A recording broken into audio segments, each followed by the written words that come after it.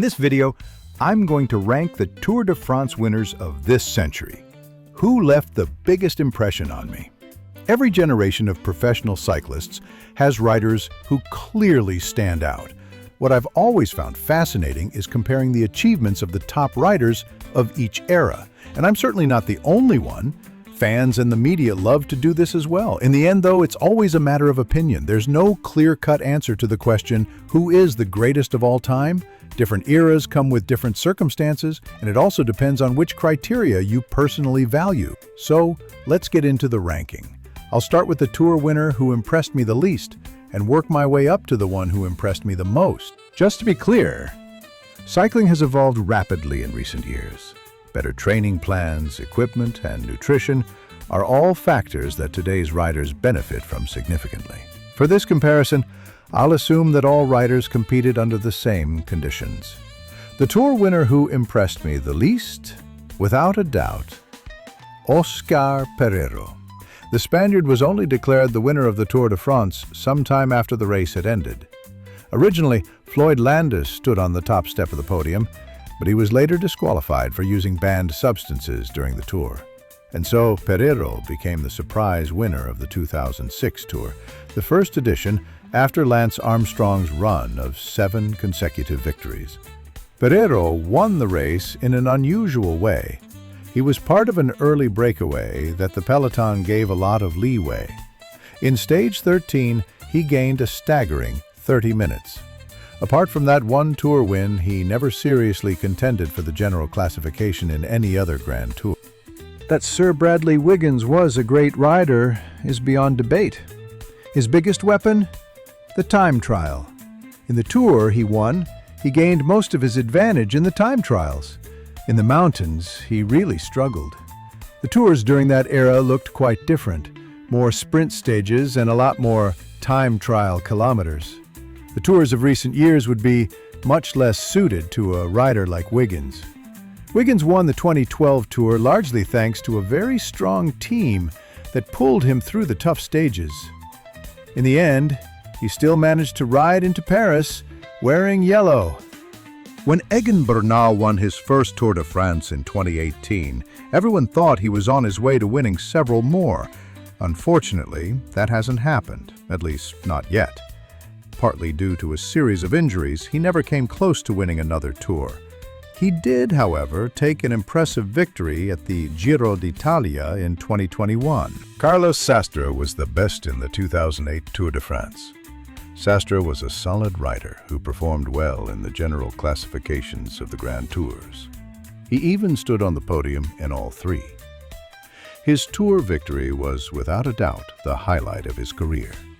Cadel Evans won the Tour de France in 2011.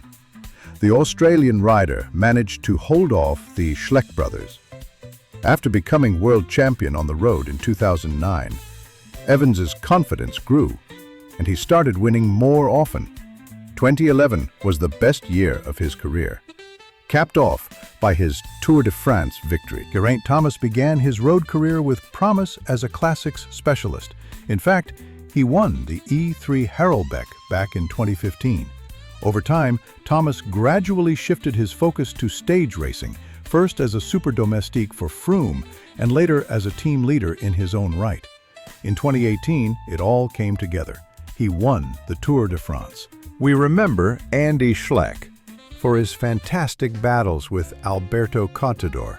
The rider from Luxembourg had help in that fight from his brother Frank. Schleck never stood on the top step of the podium in Paris, at least not initially. He was later awarded the Tour de France victory by the Cycling Union after Contador was disqualified. Schleck retired from cycling at a young age, which was sad considering the potential he had. Nibali had an extremely successful career. He won each of the Grand Tours at least once. In 2014, riding for Astana, he won the overall classification in the Tour de France.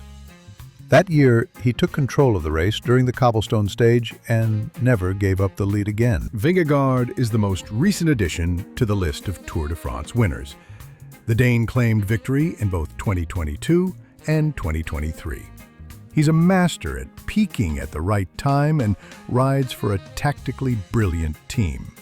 And let's not forget who he beat in the general classification during those years, none other than Tadej Pogačar. Now we get to one of my childhood heroes, El Pistolero, or Alberto Canador. His style and mentality won over many cycling fans.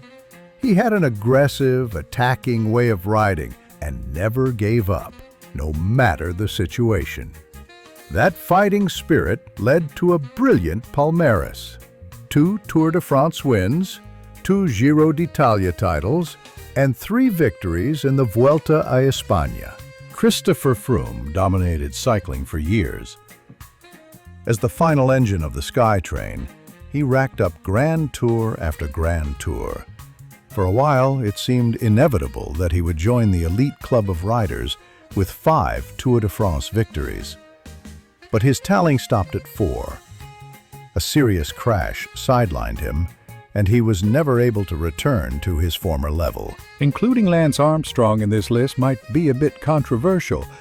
Officially, he now has 0 Tour de France wins to his name. All of them were stripped after his doping confession. But let's be honest. During that era, virtually everyone was using something. Armstrong was an exceptionally talented rider who gave absolutely everything for his sport. And honestly, if no one in the peloton had used banned substances, I still believe he would have won those tours. The way Armstrong controlled the race was unmatched. He dictated the tempo, the tactics, the outcome. No one else. That leaves one name, and it probably won't come as a surprise. Tadej Pogačar has made the biggest impression on me in his still young career. The Slovenian is incredibly versatile and doesn't just show his class in the Tour. He's already won 9 monuments, and as the reigning world champion, he's won the Tour de France 3 times already, and no one would be surprised if he adds a few more titles in the years to come. That's it for this video. I'm open to discussion. Do you agree with the list, or do you see things differently? Let me know in the comments. Want to see more videos like this? That can definitely be arranged. And if you'd like to support the channel, don't forget to hit that subscribe button.